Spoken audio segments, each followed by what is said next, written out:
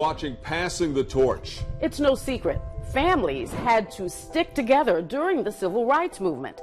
They helped each other stay strong while fighting against unfair treatment. WLB News 10's Tasia Reed sat down with 4 generations, that's right, 4, to see how determination helped shape the Lockette legacy. Settling is not an option for us. Success is the only way. Even no matter how hard things get, you keep going. You keep God first.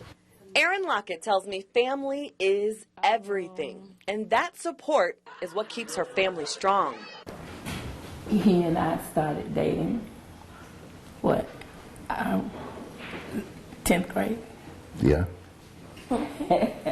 Erin's grandparents, Helen and Willie Lockette, just celebrated their 50th anniversary. Their love started in Chris County from very humble but poor beginnings. My grandmother was a woman that worked in the fields and picked cotton, and she didn't have much of an education. And from that, you have my father, who I thank God for, who is now the chief of Superior Court for Dougherty County. Most know Dr. Patrina Lockette's father as Superior Court Judge Willie Lockette. He just refused an appointment to Georgia's highest court so he can end his career of public service in Southwest Georgia, where it all started nearly 46 years ago.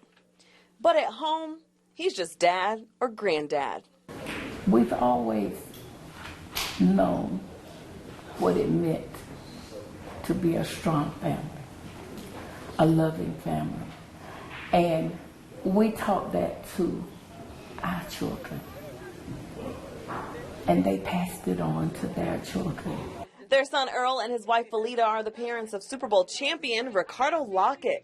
He says he would not be where he is today if his parents hadn't passed down those very same values.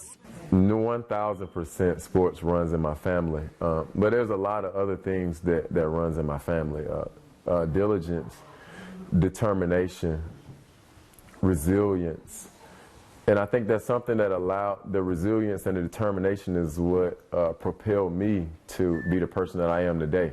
His athletic ability is just a very small part of what he is and who he is. You know, you always tell them to shoot for the stars, but you never think that it would get to the as great of a stage as it has with Ricardo. And to see that come full circle, it just does so much for the group.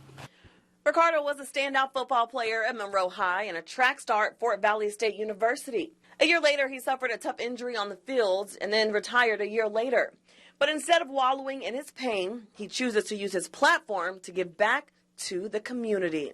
I don't want to be a superstar. I don't want to be a Super Bowl champion. I don't want to be the guy that got hurt or the guy that lost the Super Bowl or whatever. I don't want to be any of that. I want to be just a member of your family that shows an example of leadership, success, and kindness. Ricardo is now passing down what he taught to his children. After everything he does, he always try to explain to us why he does it. So if the thing isn't logical, then he's not going to do it. Like, it has to have a logic behind it. But he's also helping out the community. He is starting a school for financial literacy so people can understand there are different ways to be successful. One of the things that I think is things that I have to give credit to my nephew is he got exhausted by feeding families. He said if we could teach them how to finance and learn how to manage their monies and learn how to say, I'm not going to resist the desire to go to school and get my education. Those are the things that I think is the key to avoiding all of the poverty and the difficulties that single moms and other families have had to struggle for over the years. If you want to do something different, you got to think different. You got to act different. You got to be in different places. Right. Walking on the field and through the halls of his old stomping grounds at Monroe High, I asked him what he wants for the children that are coming after him. I want them to know the kids that I come back and talk to, the kids that I see, the kids that follow me. I want them to know that anything is possible. It doesn't matter where you come from. It doesn't matter who your parents are. We never considered ourselves special in any kind of way. You know, I mean, we've been blessed in a lot of ways, and we don't take that for granted. The Locketts have made their presence known throughout the community to be examples for others. We are a generation of, we started that way, but we don't end that way because it takes a community.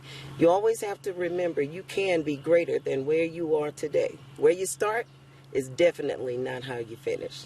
If I had to leave a legacy, I would say life isn't promised, and love who loves you, and appreciate your time. In Albany, Tasha Reed, WALB News 10. The Lockette started the Vineyard Ministries, which is a church without walls, to help anyone that may be in need in our community.